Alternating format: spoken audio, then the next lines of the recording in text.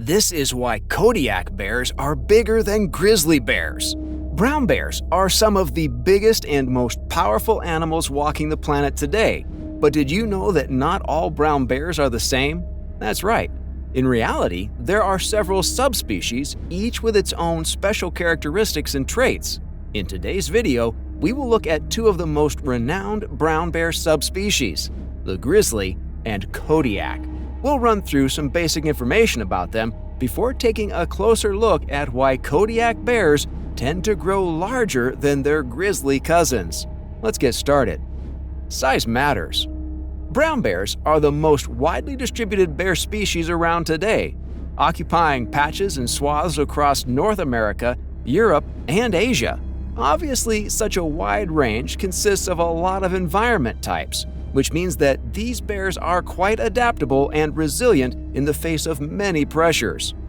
However, as you already know, different environments require different forms of adaptation, and these unique adaptations can differ to the extent that some animals are further classified into subspecies. Elk, for example, are divided into multiple subspecies. Elk from Canada, for instance, are classified as a different subspecies to elk from Siberia or China. Most bear experts agree that the same principle applies to brown bears, as a number of characteristics appear unique to bears from a particular part of the world.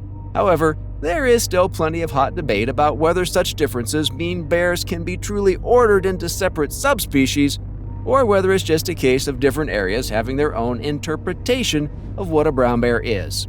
Dissenting voices in opposition to the consensus argue the latter point. The view in this camp is that the brown bear is more or less the same animal with unique geographic adaptations, only being a result of favorable traits. Basically, they don't subscribe to the notion that brown bears need to be split into different subspecies. That said, statistical data and observations show that, at the very least, brown bears are uniquely adapted to different environmental and lifestyle factors. The subjects of today's video certainly show this, as we'll soon see. Let's start by looking at the grizzly bear, also known as Ursus arctos horribilis.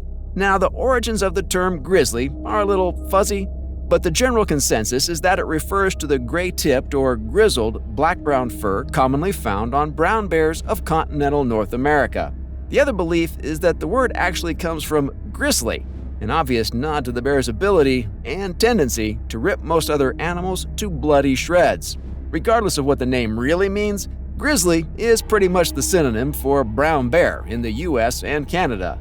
Grizzlies are descended from the Eurasian brown bear populations that migrated into the Americas via the Bering Land Bridge sometime between 200,000 and 110,000 years ago. At their absolute peak, grizzlies ranged all the way from Alaska to Mexico. However, they have a significantly reduced range these days. Mexican and Californian grizzlies are completely gone, and the rest are largely found in Alaska, western Canada, and the northwestern parts of the mainland US. They are large omnivorous beasts with well-earned reputations for life-threatening violence.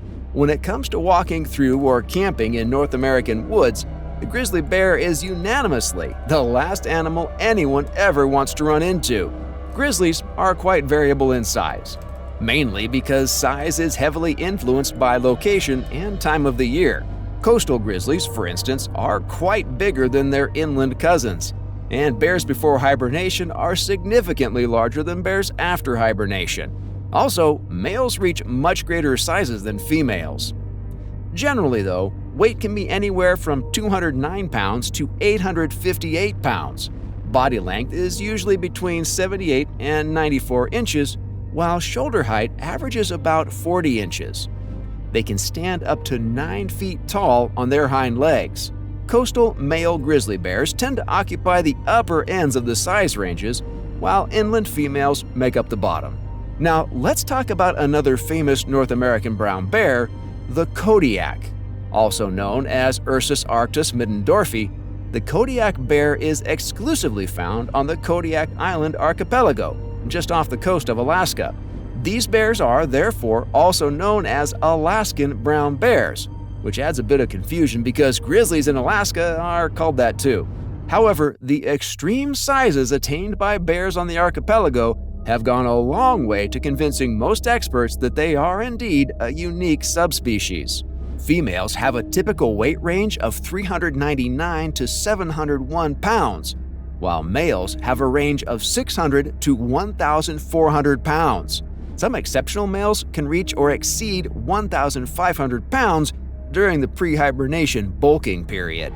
The tallest Kodiaks also reach heights of 9.8 feet, which is quite taller than grizzlies.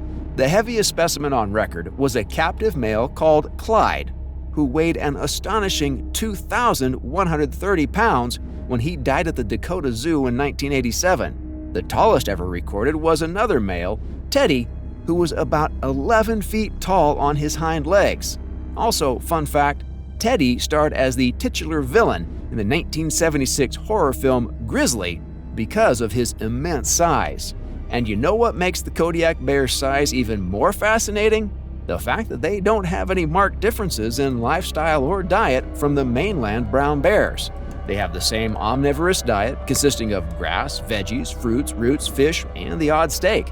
Of course, one reason behind such size is the general rule of coastal bears being bigger than inland ones. Bears near the beach have greater access to protein-rich fish and shellfish, which affords them great size. As island bears, Kodiaks are basically all coastal bears. This means seafood is a consistent part of their diet, and they are guaranteed to meet and reproduce with bears loaded up on great fish protein too, which produces cubs with even more growth potential. However, fish and crabs aren't the Kodiak bear's only secret. They also benefit from a phenomenon known as island gigantism, which is when an isolated subgroup of an animal population grows larger than the main population norm because of factors stemming from that isolation. In the case of the Kodiak bears, they are isolated from mainland bears by a long stretch of sea. But what growth factors have they gained by such separation? Well, let's start by looking at how long they have been isolated. According to geological analysis, the Kodiak Islands have been physically separated from mainland North America since at least 12,000 years ago, the end of the last ice age. Genetic testing also reveals that Kodiak bears are most closely related to brown bears in the Alaskan Peninsula and Kamchatka, Russia. This shows that, like grizzlies, Kodiak bears are descended from Eurasian brown bears that crossed the Bering Land Bridge. However, it doesn't seem that any Kodiak bear ancestors ventured as far south as the modern US or Mexico. Needless to say, the vast North American mainland afforded its brown bear populations a lot of room for expansion, but at the cost of a myriad of threats. Other carnivores are just one example. Grizzly bears may be the scariest thing in the woods these days, but that wasn't always the case.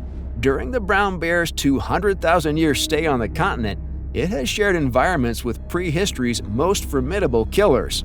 Big cats like the saber-toothed smilodons and the giant American lion were massive problems for everyone during their day. With body weights exceeding 600 pounds and potential group hunting, these cats would have been existential threats for both adult bears and their more vulnerable cubs. Brown bears also had to worry about wolves and giant hyenas too. These pack hunters were armed with brutal teeth and insane endurance, making escape very difficult. We also can't forget about the other bears that were around then too. Giant, short-faced bears would have dwarfed the brown bears, who would have found themselves on the menu if they didn't run. Of course, all of these frightening extinct beasts pale to the threat posed by man. Humans and human activity posed and continue to pose countless threats to bears on the mainland. Hunting, either for food or sport, often involves targeting large individuals, which takes those genes out of the population's reproductive pool. Sport hunting, in particular, is a domain where size matters above all else. The bigger the prize, the greater the glory. Activities like agriculture, urban development, and mining are the main culprits behind habitat destruction plaguing bears all over the world, and the grizzly has not been exempt. Less space naturally means the land cannot properly support very large bears, so they get smaller and smaller as their home ranges diminish. The story is a little different on the Kodiak Islands, which are pretty much virgin territory as far as humans and human activity are concerned. As such, the bears here have not been persecuted to the same extent as their mainland relatives. which has allowed them to live and thrive in peace. Today, the Kodiak archipelago is highly protected by both government and non-governmental conservation groups. Bear hunting is highly restricted and permitted only when it is sustainable, such as when populations grow too big and warrant culling. The location and protection of these islands also makes poaching very hard, logistics-wise, and the consequences for doing so are very steep. Unfortunately, human activity is on the up, even in Alaska and surrounding islands, which makes conflict pretty much inevitable. As you can imagine, livestock farmers have little love for 1,000-pound opportunistic predators, and the region's growing salmon industry occasionally has its commercial targets impacted by hungry bears feasting on their product. As more local folks and businesses grow disgruntled with life alongside bears, so will the pressure on the government to lessen restrictions on bear hunting and culling increase. It's a precarious balance, and we can only wait and see what the future has in store for these very special brown bears. When it comes to natural predators, the Kodiak bear has zero. There are no big cats to speak of, and the resident canines wouldn't dare come near a brown bear of any size. Even as cubs, there is very little to worry about apart from other Kodiak bears, of course. Male bears are the #1 cub killers on the islands, going as far as cannibalizing cubs sired by other males. This brutal behavior, though cruel, actually goes a long way to maintaining healthy bear populations. Bears are largely solitary creatures, so such conflicts are often a sign that they are overcrowded, so the cub killing is kind of an ecological benefit. But that's a topic for another video.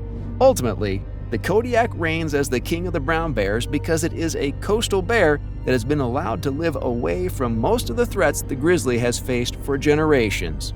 These factors have combined to make it not only the biggest bear around, but also a strong contender for the title of the world's biggest bear.